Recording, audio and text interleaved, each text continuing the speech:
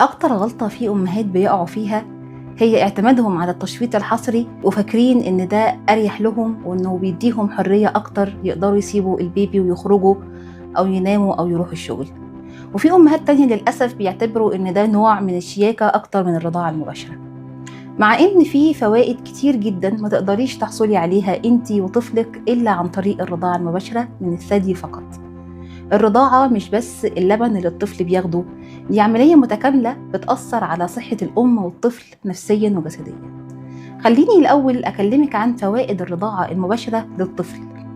ابنك وهو بيرضع من صدرك مباشرة بيتحفز عنده منعكس المص والبلع والتنفس في وقت واحد، يعني إنه يقدر يعمل التلاتة بسلاسة في نفس الوقت، وده بيساعد على تقوية عضلات فكه ونمو الأسنان بتاعته بطريقة صحيحة وطبيعية، وده بيحسن قدرته بعد كده على النطق ومخارج الحروف عنده تكون صحيحة. كمان اللبن اللي ابنك بيرضعه مباشرة من صدرك فيه إنزيمات وخلايا مناعية حية بتتأثر لما اللبن يتجمد وترجعي تفكيه وتدفيه، الخلايا الحية دي أكيد بتتأثر.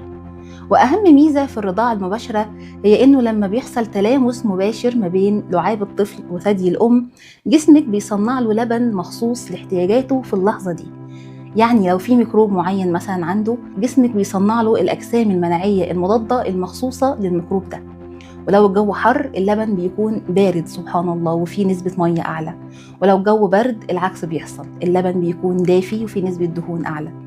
يعني جسمك بيكون عبارة عن مصنع بيصنع اللبن حسب احتياجات الطفل في الوقت ده حالا، ودي ميزة مهمة جدا مش بتكون موجودة في التشفيط الحصري لو مفيش تلامس مباشر ما بين الطفل وثدي الأم.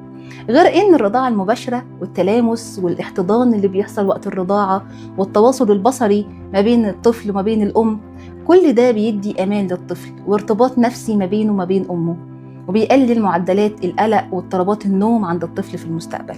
طيب هل فوائد الرضاعة المباشرة كلها للطفل بس والأم ملهاش نصيب؟ أكيد لأ، الرضاعة المباشرة مليانة فوائد للأم كمان.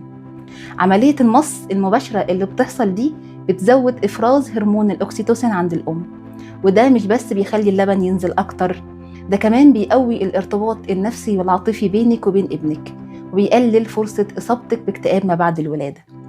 كمان الرضاعة المباشرة بتساعد الرحم إنه يرجع لحجمه الطبيعي أسرع، فبتقلل من نزيف بعد الولادة، وعلى المدى الطويل بتقلل من خطورة الإصابة بسرطان الثدي والمبايض، وبتحسن كمان من صحة عظامك وقوتها. إنما التشفيط الحصري رغم إنه بيحافظ على وصول اللبن، لبن الأم للطفل، إلا إن الطفل بيفقد المميزات دي كلها ومش بياخد نفس القدر من اللمس والتواصل والاحتضان ما بينه وما بين الأم مباشرة. غير إن اللبن لما بيتخزن وبيتعرض لدرجات حرارة مختلفة بعض الخلايا المناعية اللي فيه بتتأثر، فأكيد الرضاعة المباشرة هي الاختيار الأمثل ليكي ولطفلك من الناحية الطبية والنفسية كمان. التشفيط طبعا أوقات بيكون بديل مفيد في بعض الظروف الصحية للأم أو الطفل بالتوازن مع الرضاعة المباشرة لو الأم تقدر حسب ظروفها الصحية والنفسية، لكن عمره ما بيكون بديل كافي عن الرضاعة المباشرة من الثدي. وخليكي دايما فاكرة إن الأم الفاهمة بتبقى واثقة وهادية. أشوفكم بخير.